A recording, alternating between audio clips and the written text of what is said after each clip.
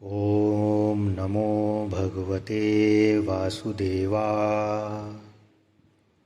श्रीमद्भागवत महापुराण दशम स्कंद सप्तम अध्याय शकट भंजन और तृणावत का उद्धार। राजा परीक्षित ने पूछा, प्रभु, सर्वशक्तिमान भगवान श्री हरि अनेकों अवतार धारण करके बहुत सी सुंदर एवं सुनने में मधुर लीलाएं करते हैं। वे सभी मेरे हृदय को बहुत प्रिय लगती हैं।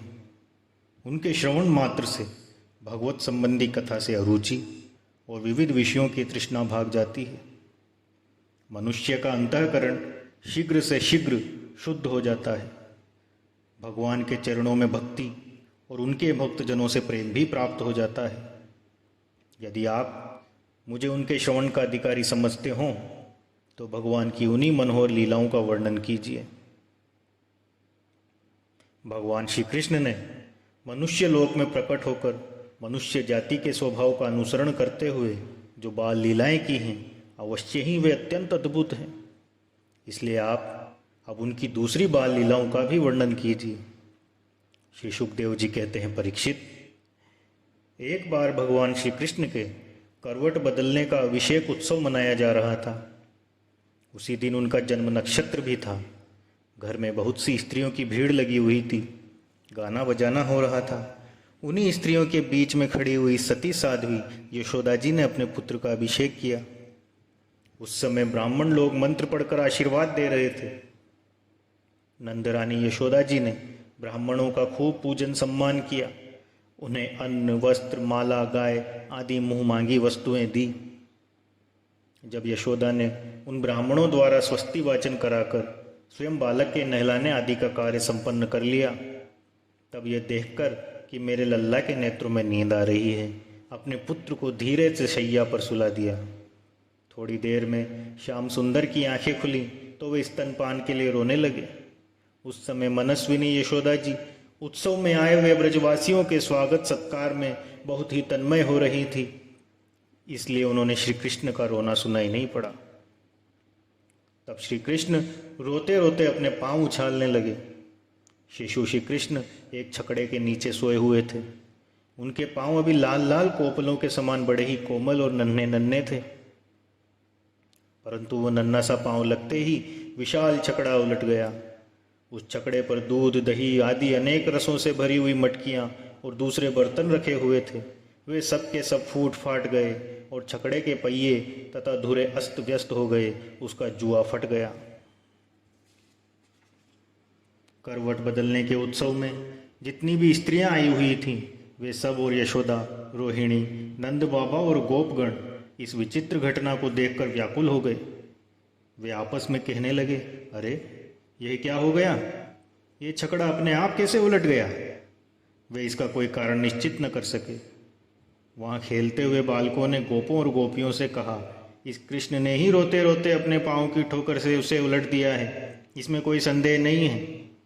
परंतु गोपों ने उसे बालकों की बात मानकर उस पर विश्वास नहीं किया। ठीक ही है, वे गोप उस बालक के अनंत बल को नहीं जानते थे। यशोदा जी ने समझा ये किसी ग्रह आदि का उत्पात है। उन्होंने अपने रोते हुए लाडले लाल को गोद में लेकर ब्राह्मणों से वेद मंत्रों के द्वारा शांति पाठ कराया और फिर वे उसे स्तनपान कराने लगी। बलवान गोपों ने छकड़े को फिर से सीधा कर दिया।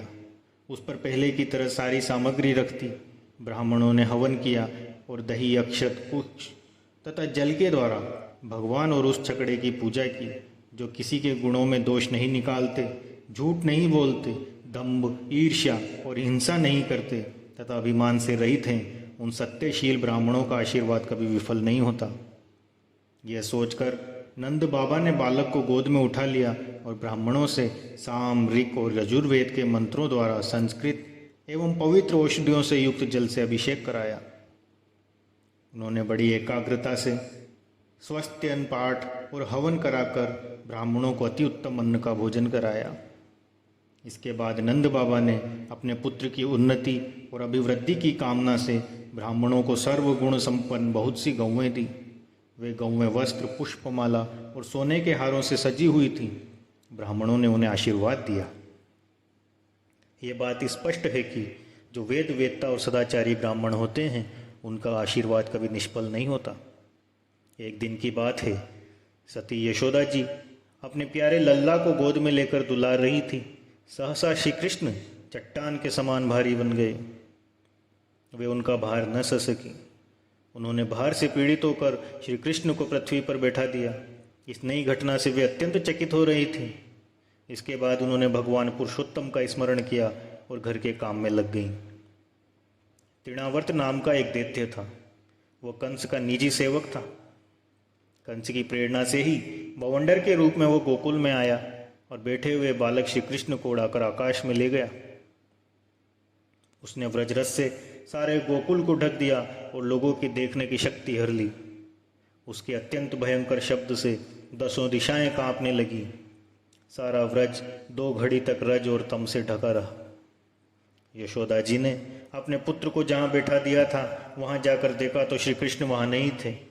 उस समय तृणावर्त ने बवंडर रूप से इतनी बालू उड़ा रखी थी कि सभी लोग अत्यंत उद्विग्न और बेसुध हो गए थे।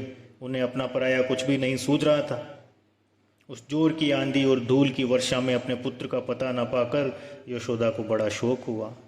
वे अपने पुत्र की याद करके बहुत ही दीन हो गई और बछड़े के मर जाने पर गाय की जो दशा हो जाती है वही दशा उनकी हो गई। वे पृथ्वी पर गिर पड़ी। बवंडर के शांत होने पर जब धूल की वर्षा का वेग कम हो गया तब यशोदा जी के रोने का शब्द सुनकर दूसरी गोपियां वहां दौड़ आई। नंद नंदन श्याम सुंदर श्री कृष्ण को न देखकर उनके हृदय में भी बड़ा संताप हुआ। आंखों से आंसू की धारा बहने लगी। वे फूट फूट कर रोने लगी। इधर तृणावर्त बवंडर रूप से जब भगवान श्री कृष्ण को आकाश में उठा ले गए तब उनके भारी बोझ को न संभाल सकने के कारण उसका वेग शांत हो गया। वह अधिक चल न सका। तृणावर्त अपने से भी भारी होने के कारण श्री कृष्ण को नीलगिरी की चट्टान समझने लगा। उन्होंने उसका गला ऐसे पकड़ा वो उस अद्भुत शिशु को अपने से अलग नहीं कर सका। भगवान ने इतने जोर से उसका गला पकड़ रखा था कि वह असुर निश्चेष्ट हो गया।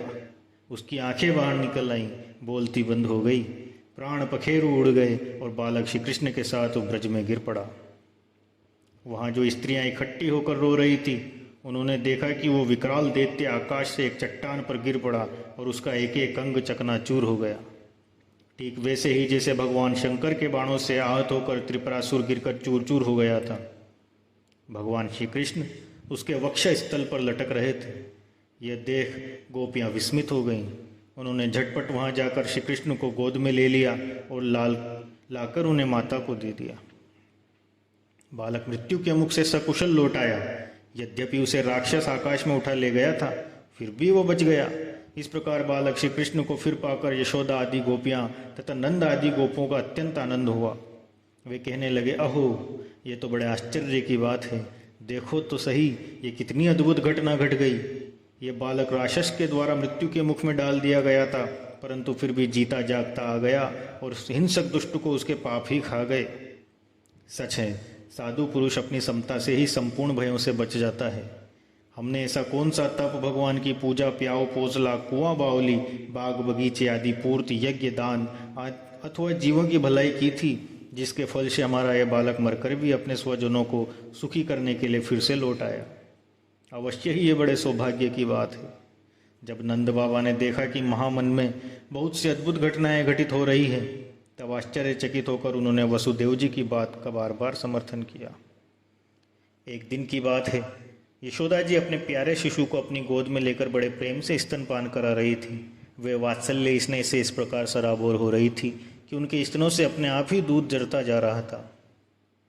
जब वे प्राय दूध पी चुके और माता यशोदा उनके रुचिर मुस्कान से युक्त मुख को चूम रही थी उसी समय श्री कृष्ण को जम्भाई आ गई और माता ने उनके मुंह में ये देखा।